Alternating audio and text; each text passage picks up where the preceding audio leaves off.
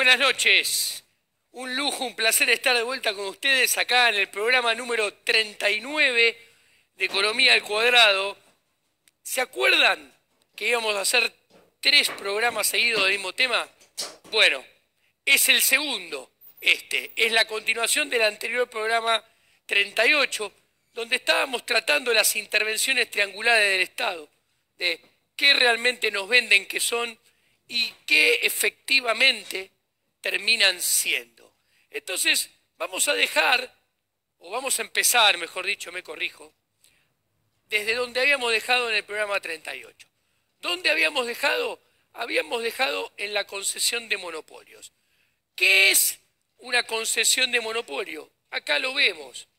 Una concesión de monopolios es cuando el Estado, el burócrata de turno, monopoliza el derecho de otorgarle la entrada a un determinado grupo privado a cierta industria.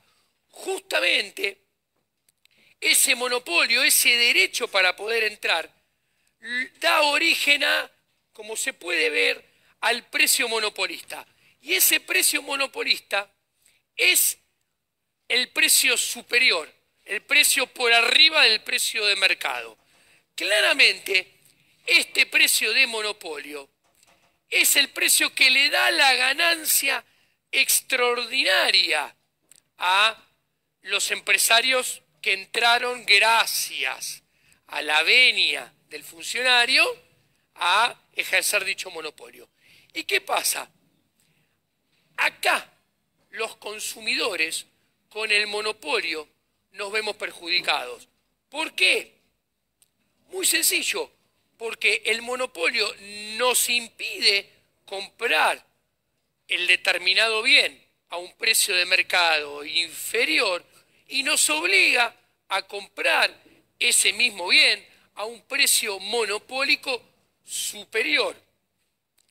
Claramente, además, como es un monopolio, tenemos el problema de que nos podemos defender menos. En un mercado con competencia, nuestra demanda es muy elástica. ¿Qué quiere decir? En competencia, nuestra demanda es muy sensible a los precios. Entonces, una suba de precios hace que la demanda se desplome y al desplomarse la demanda, tiene que bajar el precio. Bueno, nada de esto sucede en el monopolio. La demanda, como vemos acá, se hace mucho menos elástica y estamos obligados a entrar al juego del monopolista, consumiendo el bien monopólico. ¿Cuál es la conclusión? Los competidores nos vemos perjudicados y el único beneficiado es el empresario monopólico y del otro lado el burócrata y el Estado que le concedió el monopolio y muy probablemente reciba algo a cambio, legalmente por arriba de la mesa o ilegalmente por abajo de la mesa. Lo que está claro es que con la concesión de monopolios, con la intervención de concesión de monopolios, lo que termina sucediendo es que la utilidad social disminuye, la calidad de vida disminuye, porque todos nos perjudicamos y solamente muy poquitos se benefician. Carteles. Vamos a hablar ahora de otra intervención triangular del Estado, que son los carteles. ¿Qué son los carteles? Muy sencillo, acá se ve. Es cuando el Estado solamente le permite a ciertos productores designados por él mismo poder producir determinado bien y seguramente se lo permitirá en cierta cantidad. Obviamente, el Estado lo hace a cambio de una cuota, o sea, permite la formación de cartel a cambio de tener ingresos. Concretamente, lo que se genera es que se prohíbe a que nuevas empresas puedan ingresar al mercado. Solamente las empresas pertenecientes a ese cartel pueden operar en el mercado. Y como se ve acá, esto hace que muchas empresas eficientes y más eficientes que las que están bajo el cartel, que como están protegidas pueden ser menos eficientes, las eficientes queden lejos, fuera del mercado. ¿Y qué sucede? Con carteles prosperan las empresas ineficientes a costa de las empresas eficientes. Y sobre todo a costa de quién? A costa de los consumidores, que con carteles terminamos comprando bienes de más baja calidad y más caros. Entonces, con la intervención triangular de los carteles, lo que se puede ver es que la utilidad de toda la sociedad disminuye, cae, el bienestar de la población se reduce y solamente ganan unos poquitos. ¿Quiénes? Los miembros del cartel por un lado y los funcionarios que le cobran una cuota a las empresas ineficientes pertenecientes del cartel. Licencias. Otra intervención triangular del Estado. ¿Qué son las licencias? Como acá lo dice, es cuando el Estado obliga, exige cumplir ciertas normas para poder entrar a producir al mercado. Normas puestas por los mismos funcionarios del Estado. Muy parecido a los carteles. ¿Qué es? ¿Qué es una licencia? Se exige el pago de una cuota, que es la tasa de penalización. La tasa de penalización que hace o que impide que empresas generalmente más pequeñas, con menor capital, ingresen y puedan competir en el mercado. Generalmente las licencias, como cobran estas cuotas, lo que hacen es dejan fuera del mercado, impidiendo que ingresen pequeñas y medianas empresas y solamente les resguardan el mercado a las grandes empresas. Obviamente esto genera menor competencia y si es menor competencia es menor calidad de producto a un precio más alto. Los consumidores nos vemos perjudicados. ¿Quiénes se benefician? Se benefician los titulares de las licencias. ¿Y quién? Los burócratas que reciben el pago de la cuota de la licencia. Como puede verse con las licencias, hay muchos perjudicados. ¿Quiénes? Los consumidores. Que repito, tenemos todos que comprar bienes de menor calidad, más caro. ¿Por qué? Porque la licencia disminuye la competencia y impide que empresas medianas y pequeñas ingresen al mercado. ¿Quiénes se benefician? Muy poquitos. Se benefician los titulares de las empresas licenciatarias y los burócratas. Y se perjudican no solamente los consumidores, sino todas las empresas medianas y pequeñas deseosas de entrar a este mercado que lo tienen vedado. Siguiendo con las intervenciones triangulares del Estado, podemos analizar una nueva, los estándares de calidad y seguridad. Obviamente, esto está muy extendido, es una práctica aplicada en muchos países, en casi todos, y a todo nivel de gobierno, nación, provincia y municipios. Según sea la organización política del país, esta práctica se extiende a diferentes niveles de gobierno con más o menos intensidad. ¿Cuál es el argumento de la política? ¿Qué dice la política a la hora de poner estándares de calidad y seguridad? Dice que el gobierno debe proteger a los consumidores, asegurando que tanto los trabajadores como los negocios vendan bienes y servicios de máxima calidad. Muy interesante esto. ¿Por qué muy interesante? Porque, uno, surgen dos problemas sencillos contundentes. ¿Qué es la calidad? ¿Con qué vara se mide la calidad? Sobre todo en un mundo cada vez más dinámico, cada vez más cambiante, donde el avance tecnológico cambia a velocidades cada vez mayores los productos, sus tipificaciones y sus calidades. Y entonces, ¿quién define la calidad? Tenemos dos problemas. Uno, que es muy difícil definir la calidad, y otro, ¿quién la define? A priori,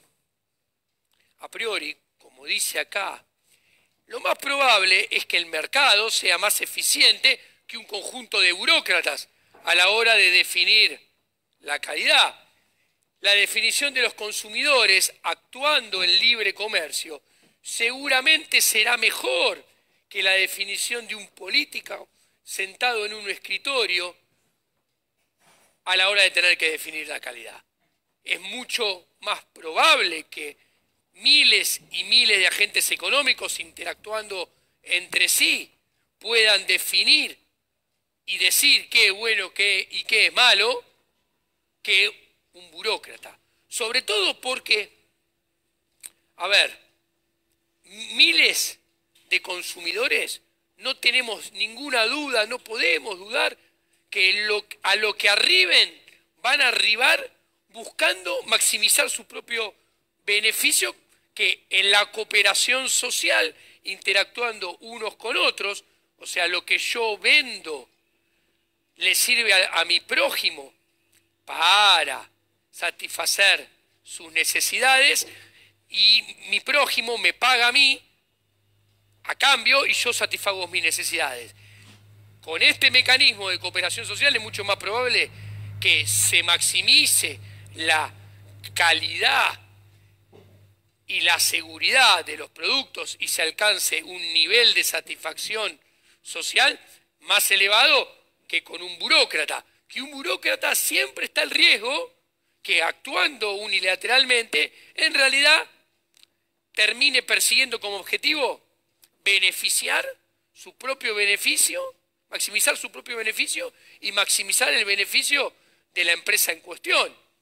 ¿Ok? Entonces, al final, los estándares de calidad y seguridad van a estar en función de esto último, ¿no?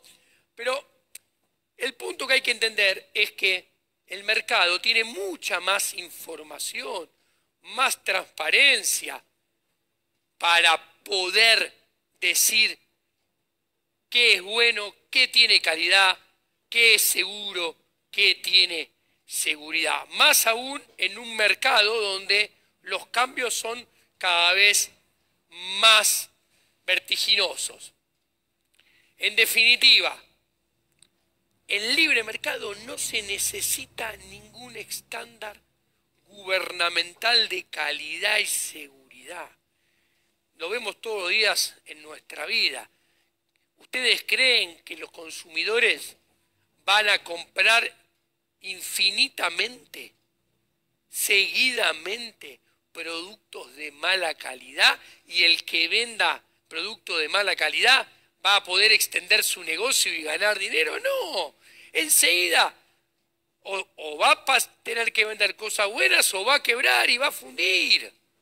Eso está más que claro. Entonces, en realidad, todos estos esquemas y normas de calidad y seguridad lo que hace son disminuir la utilidad que podría haber en el mercado si no estuvieran presentes. Esta intervención triangular, como todas, termina bajando la utilidad y la calidad de vida de los agentes.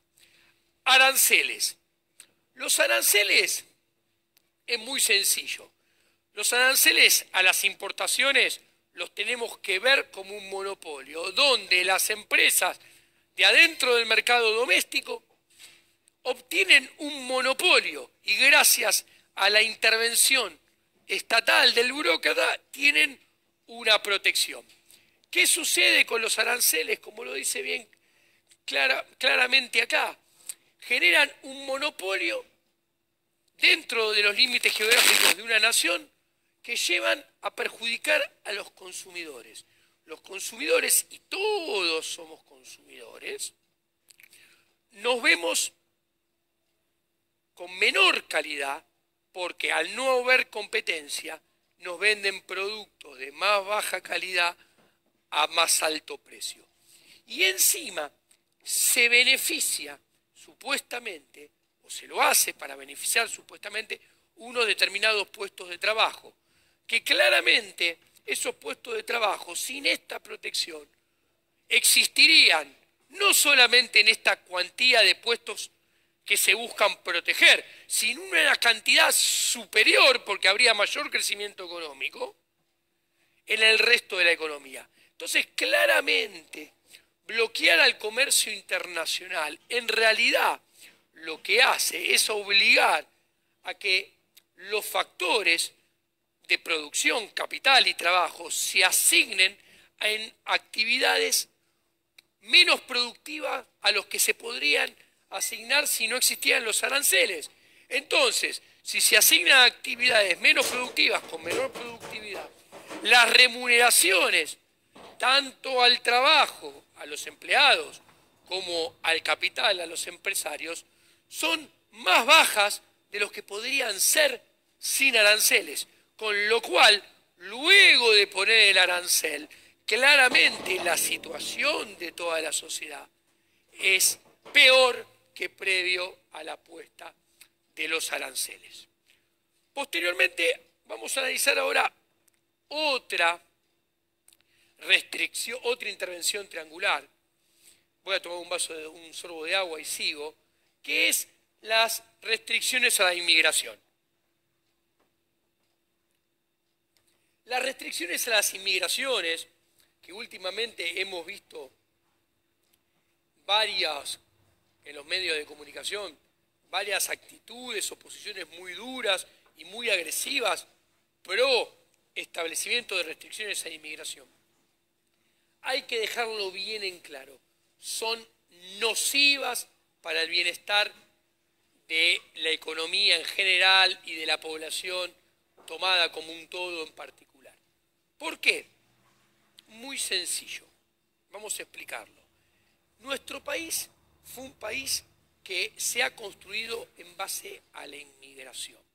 Nuestros abuelos, nuestros bisabuelos, que vinieron a este país y no tenían instrucción, o sea, no eran doctores, no tenían universidad, no tenían secundaria, la mayoría, gatas, con suerte tenían terminada o habían cursado algo de la primaria.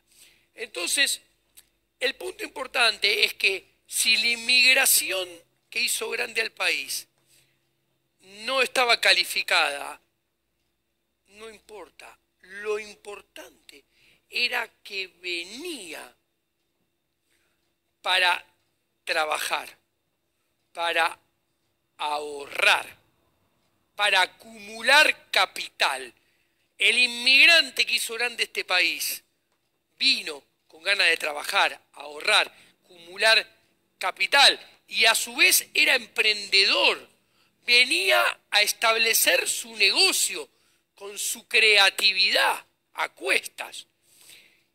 Y no venía a disfrutar del Estado benefactor. Nuestro abuelo, nuestro bisabuelo, sabía que tenía que ahorrar porque si al hijo le pasaba algo, tenía que pagar el médico él.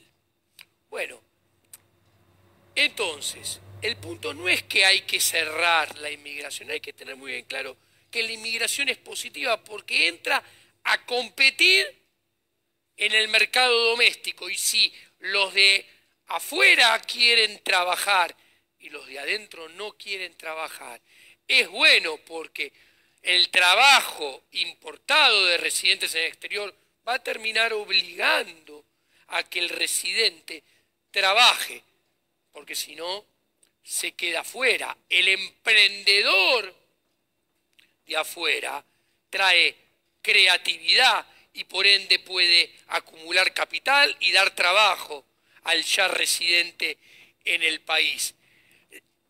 las restricciones a la inmigración prohíben la competencia entre trabajadores, así como entre emprendedores también.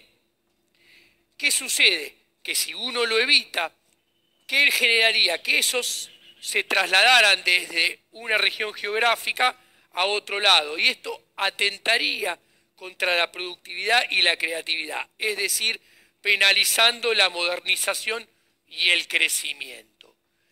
La inmigración que viene a trabajar, que viene a ahorrar, que viene a acumular de capital, que viene con ideas, es buena, sirve, no hay que restringirla. Si le ponemos barreras, vamos a estar peor.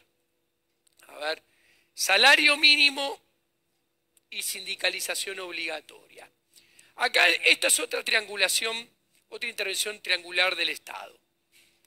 Obviamente cuando te ponen un salario mínimo te dicen, el político te dice que el objetivo declarado es mejorar los ingresos de los trabajadores más vulnerables. ¿Cuál es el problema? Que cuando se pone un salario mínimo que está por arriba del precio de mercado, obviamente ese salario mínimo, por ejemplo, para dar un ejemplo, va a estar por debajo de mi salario. Entonces, a mí no me afecta, no pasa nada. Pero ¿qué sucede? Si se pone un salario mínimo que está por arriba de la productividad de los trabajadores menos calificados y por ende está por arriba de la productividad del trabajo de esos trabajadores se van a quedar sin trabajo. Entonces lo que hace el salario mínimo deja fuera del mercado y sin trabajo a los trabajadores más vulnerables, con menor calificación y con menores ingresos. ¿Y cuál es el resultado del salario mínimo? Que aumenta el desempleo, deja sin trabajo a los estratos sociales más bajos. O sea, no solo aumenta el desempleo, sino que aumenta el desempleo en los sectores más vulnerables, lo cual genera un doble problema. La sindicalización obligatoria es exactamente lo mismo, pero en más chiquito.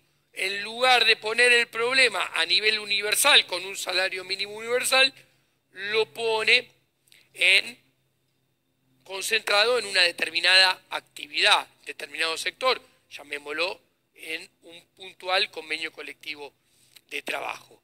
¿Cuál es su efecto indirecto? Claramente es igual al de una ley de salarios mínimos, excepto que menos trabajadores se ven afectados. O sea, un determinado trabajador que podría haber conseguido trabajo de una determinada actividad a un determinado salario, una vez que esa actividad es obligatoriamente sindicalizada y se le pone un salario mínimo, ese trabajador queda afuera. Y acá cito lo último y cierro. Está el subsidio de desempleo, es otra intervención triangular que está atada a la anterior, la del salario mínimo. ¿Qué es el subsidio de desempleo?